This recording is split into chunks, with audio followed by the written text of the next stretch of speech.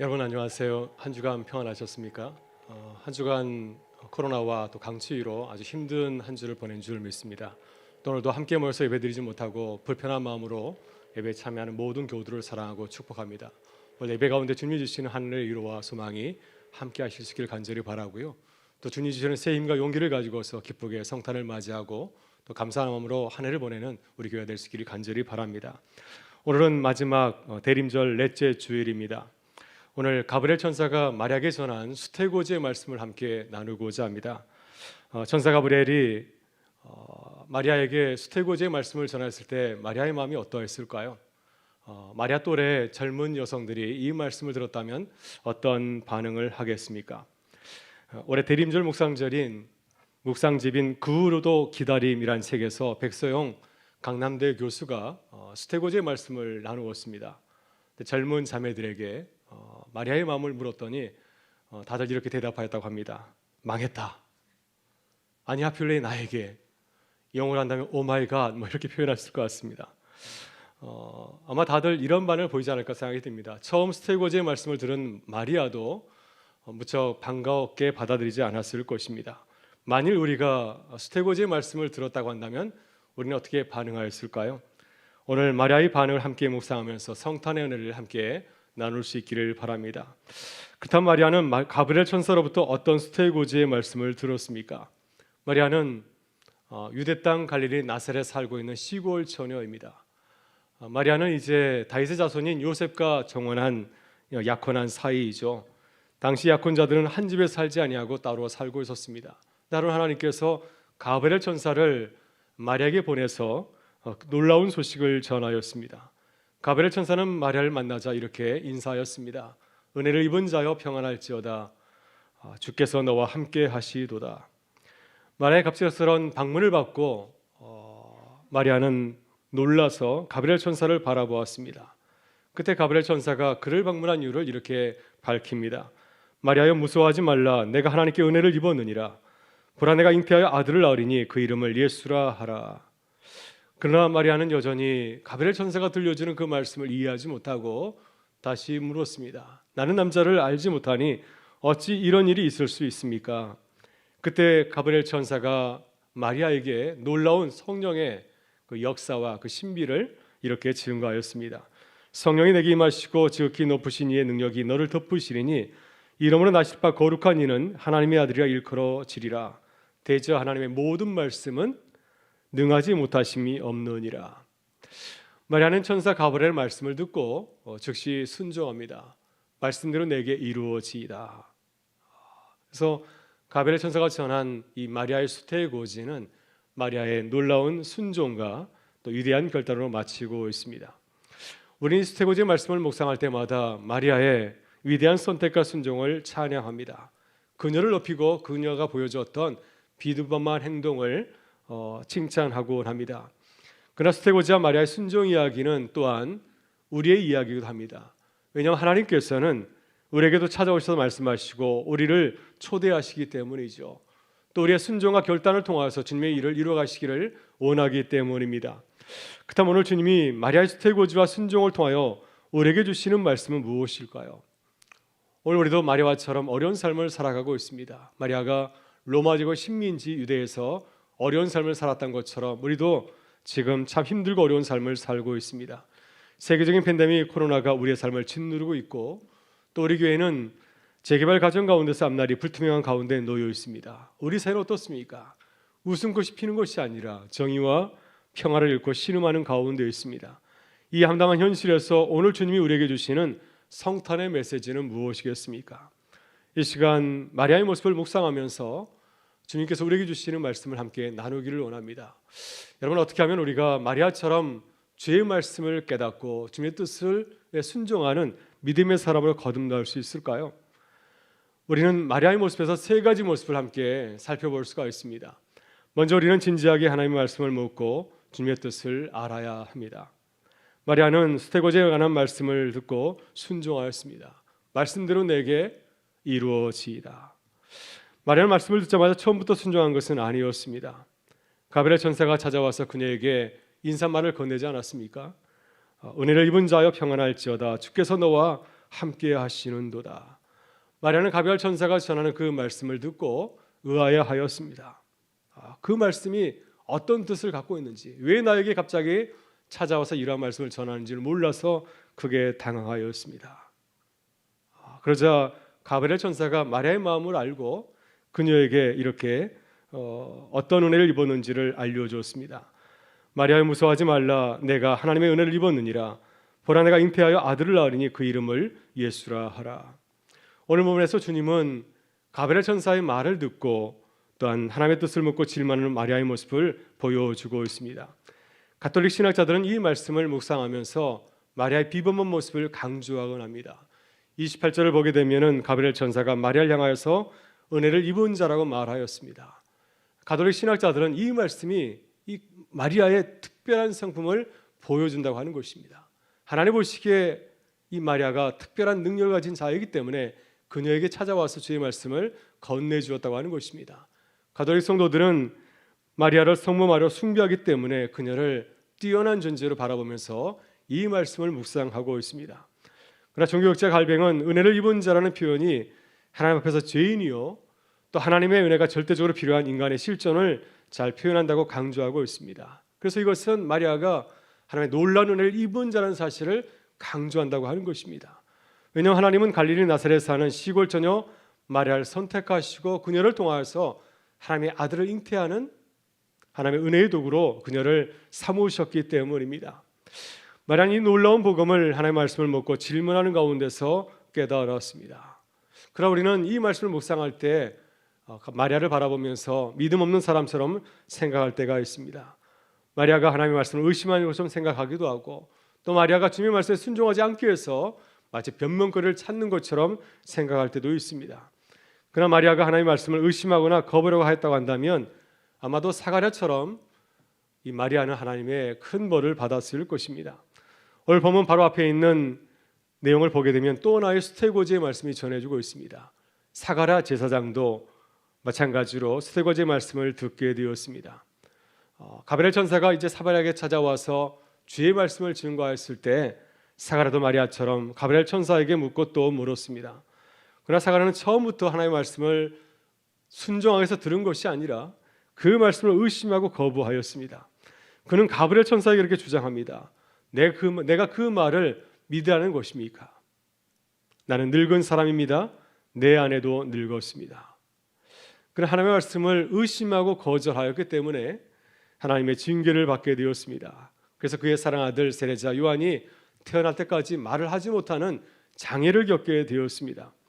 그러나 마리아는 사가랴와는 완전히 다르죠. 그녀는 하나님의 말씀을 의심한 것이 아니라 하나님의 말씀의 뜻을 이해하고 또한 확신하기 위해서 묻고 또 물은 것이었습니다. 왜냐하면 하나님의 말씀은 자신의 처지와 한계를 넘어서는 말씀이었고 또 자신의 능력을 가지고서는 이 말씀을 도저히 감당할 수 없었기 때문이었습니다. 여러분 사사기 6장 이하를 보게 되면은 위대한 사사 기드온의 이야기가 나옵니다. 기드온은 이스라엘이 7년 동안 미디안 족속의 지배를 받을 때 힘든 삶을 살고 있었습니다. 그때 하나님의 사자가 기드온에게 나타나서 그를 사사로 부르십니다. 큰 용사여, 여호와께서 너와 함께 계시도다. 그러나 기드온은 이 하나님의 말씀을 따를 수가 없어서 겸손하게 자신의 무지와 무능을 고백하였습니다. 오 주여, 내가 무엇으로 이스라엘을 구원하리이까?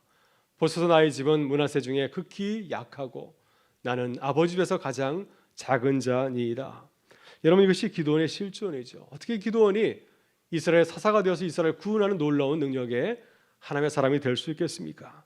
그래서 기드온 하나님의 말씀을 듣고 주님의 뜻을 확인하기 위해서 질문하고 또 질문하였습니다. 만일 내가 주께서 은혜를 얻었사오면 나와 말씀하신 이가 주 되시는 표정을 내게 보이소서. 기도는 표정을 불러달라고 주님 앞에 질문하였습니다. 그래서 양털 한 뭉치를 가지고서 주님께 요청하고 있습니다. 만일 주님이 나와 함께 하시면 내가 양털 뭉치를 타작마당에 두려니 이스라엘이 양털 뭉치만 줬고 또한 마당은 마르게 하여 주옵소서. 그래서 기도는 하나님의 말씀을 듣고 응답하기 위해서 확신하기 위해서 양털 뭉치를 가지고서 주님 앞에 묻고 또 물었습니다. 여러분 우리도 마리아처럼 또 기도원처럼 하나님의 말씀을 듣고 진지하게 질문하실 수 있기를 바랍니다. 우리 하나님의 뜻을 깨닫기 위해서 치열하게 기도하고 묵상해야 됩니다. 솔직히 하나님의 말씀을 묵상하게 되면 그 말씀은 참 어려운 말씀으로 보이질 않습니까? 하나님의 말씀은 특별한 능력이나 그리고 또 특별한 능력을 가진 자들만에게만 주신 것처럼 보입니다. 그래서 우리는 주의 말씀을 쉽게 의심하고 거절하죠. 주의 말씀을 알려고 하질 않습니다. 나는 무관하다고 생각합니다. 또 내 생각으로 하나님의 말씀을 판단하고 또 거절할 때가 얼마나 많이 있습니까? 여러분, 이러한 우리의 불순종을 철저하게 회개하고 주님 앞에 겸손하게 돌아서실 수 있기를 바랍니다. 그래서 다시 주의 말씀을 묻고 질문하실 수 있기를 바랍니다. 주의 말씀을 잘 이해하고 주님의 뜻을 확신하기 위해서 애쓰는 주님의 사람들이 되실 수 있기를 바랍니다. 그래서 주의 말씀에 순종한 마리아와 같이 주의 말씀을 잘 이해하고 따르는 교회와 성도가 되실 수 있기를 주의 이름으로 축원합니다.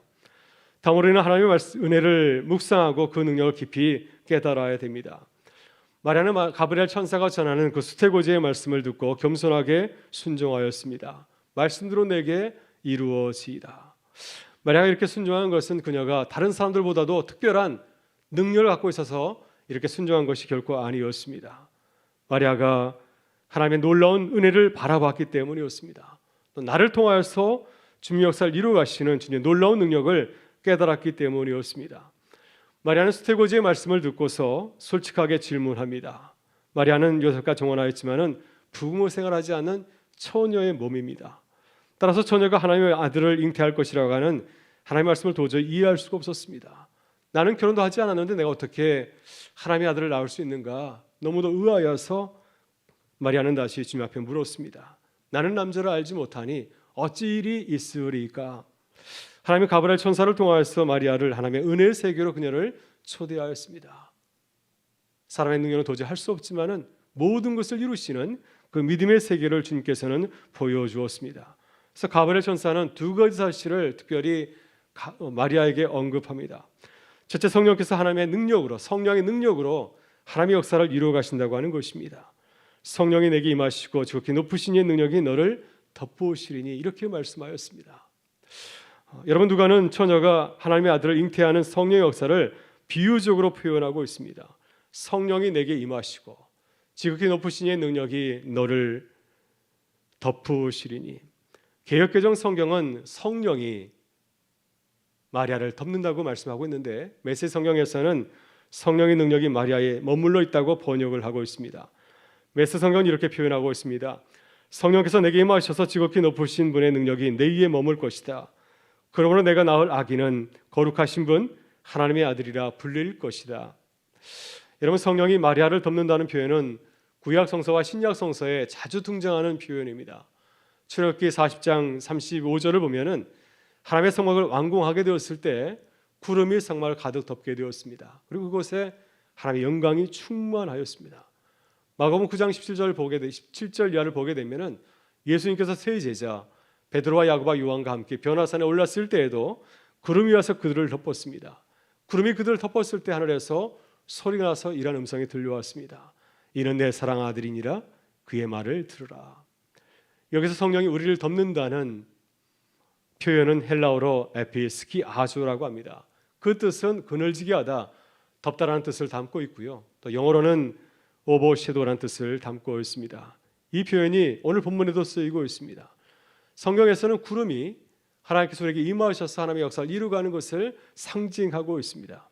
따라서 성령이 마리아에 임했다고 하는 것은 성령의 능력으로 그녀가 도저히 이룰 수 없는 일을 주님께서 이루어 가신다는 말씀입니다. 그러니 주님의 능력을 믿고 신뢰할 것을 당부하고 있습니다. 둘째, 가브리엘 천사는 성령의 역사의 증거를 구체적으로 보여주었습니다. 바로 그 증거는 마리아의 친족인 엘리사벳이 임신한 사건입니다. 사가랴 아내 엘리사벳은 아브라함의 아내 사라와 같이 도저히 임신할 수 있는 고령의 여인이었습니다. 그런데 그녀가 이제 임신해서 이미 6달이 되었습니다. 따라서 엘리사벳은 성령이 하시는 놀라운 역사를 보여주는 증거가 아닐 수 없습니다.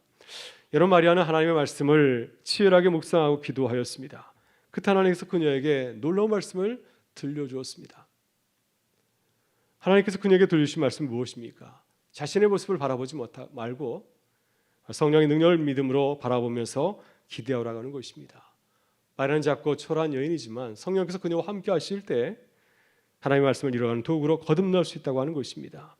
그리고 구체적인 성령의 역사를, 그 증거를 보라고 말씀하였습니다. 하나님께서는 마리아의 믿음을 위하여서 엘리사벳을 통해서 놀라운 일을 보여주셨습니다. 여러분은 지난 9주 동안 에스더 정교인 수요 기도회를 하였습니다. 우리가 에스더 기도회를 한 목적은 교회 재척을 위하여서 주님의 뜻을 깨닫고 믿음으로 나가기 위해서였습니다. 주님께서 이 에스더 기도를 통해서 우리에게 말씀하신 것은 무엇입니까? 에스더를 통해서 이루어 가신 하나님의 놀라운 역사를 보라고 하는 것입니다. 여러분, 에스더는 마리아처럼 참 어린 여인이고요, 또 무지하고 무능한 여인입니다. 그녀는 그저 왕궁에서 아하스웨로 왕에게 예쁘게 보이려고 날마다 자신의 몸을 가꾸었던 그런 여인이었습니다. 그러나 성령께서 그와 함께 하실 때, 하나님께서 그녀와 함께 하실 때 놀라운 구원의 역사를 이루었습니다. 하만의 음모로 몰살한 위기 가운데 있었던 이스라엘 공동체를 깨우는 놀라운 하나님의 도구로 거듭나게 되었습니다. 여러분, 이 모든 것을 누가 하였습니까? 에스더가 믿음으로 기도할 때 하나님께서 그녀를 통해서 이 모든 일을 이루신 것을 볼 수 있습니다. 여러분, 하나님께서는 교회의 미래를 바라보면서 불안해하는 우리에게 말씀하십니다. 하나님의 은혜를 다시 묵상하는 교회가 되실 수 있기를 바랍니다. 성령의 놀라운 능력을 믿고 신뢰하는 성도가 되실 수 있기를 바랍니다. 그래서 하나님께서 하신 일을 기대하면서 믿음으로 순종하는 교회가 될 수 있기를 주의 이름으로 축원합니다. 마지막으로 우리는 하나님의 청지기로서 겸손하게 순종해야 됩니다. 여러분, 마리아는 가벨 천사가 전한 수태고지의 말씀을 듣고 순종하였습니다. 말씀대로 내게 이루어지이다.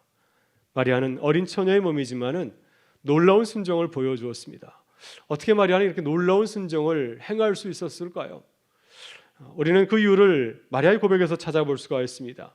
본문 38절 이하를 보게 되면은 마리아는 이렇게 고백하였습니다. 주의 여정이오니 말씀대로 내게 이루어지이다. 메세 성경이 이 말씀을 좀 더 쉽게 이렇게 전하고 있습니다. 이제야 모두 알겠습니다. 나는 섬길 준비가 된 주님의 여정입니다. 당신의 말씀대로 내게 이루어지기를 원합니다. 마리아의 놀라운 순종은 겸손한 자기 위에서 나왔습니다. 마리아는 하나님 앞에서 자신의 생각과 주장을 내려놓았습니다. 그리고 겸손하게 자신의 신분과 처지를 인정하고 고백하였습니다. 나는 주의 여정입니다. 나는 섬길 준비가 된 주님의 여정입니다. 여러분, 마리아는 자신을 어떻게 생각하고 있나요? 자신을 주님의 여정이라고 생각하고 있습니다. 나는 당신의 피조물입니다. 나는 당신이 사용하는 주님의 도구에 불과합니다. 여러분, 종은 나를 위해서 존재하는 것이 아니라 주인을 위해서 존재합니다. 종의 가장 아름다운 덕목은 무엇인가요? 종의 아름다운 모습은 겸손하게 나를 내놓고 주님의 뜻에 순종하는 것입니다. 이것이 주님이 가장 기뻐하는 종의 모습이 아니겠습니까? 여러분, 마리아는 하나님의 말씀을 듣고 묵상하는 가운데 주님의 뜻을 분명히 깨닫게 되었습니다. 또 내게 말씀하신 이가 얼마나 놀라우신 분인지를 깨닫게 되었습니다. 또 주님의 능력을 알게 되었습니다. 대저 하나님의 모든 말씀은 능하지 못하심이 없느니라. 나는 부족하지만 주님께서는 모든 것을 넉넉히 이루시는 놀라우신 분이라는 사실을 깨닫게 되었습니다. 그래서 말은 겸손하게 주의 말씀에 순종합니다. 주의 여정이오니 말씀대로 내게 이루어지이다. 여러분, 마리아는 지금 어떻게 순종하고 있나요? 어쩔 수 없이 마지못해서 순종하고 있습니까? 그렇지 않습니다. 오늘 마리아의 말씀을 가만히 묵상해 보게 되면 그녀는 적극적으로 주의 부르심에 응답하고 있습니다. 마리아의 순종하는 모습은 겟세마네 동산에서 기도하고 내려오시는 주님의 모습을 생각나게 하지 않습니까? 주님께서는 겟세마네 동산에서 간절히 기도하는 가운데서 주님의 뜻을 발견하고 이제 내가 적극적으로 능동적으로 주님의 뜻을 이루어갈 것을 다짐하게 되었습니다. 그래서 겟세마네 동산에서 내려오면서 자신의 사랑하는 제자들에게 이렇게 말씀하였습니다. 일어나라, 함께 가자. 보라, 나를 파는 자가 가까이 왔느니라. 마지못해서 십자가를 향해서 걸어가는 것이 아니라 능동적으로 주님의 뜻을 이루기 위해서 십자가를 향해서 달려가고 있습니다.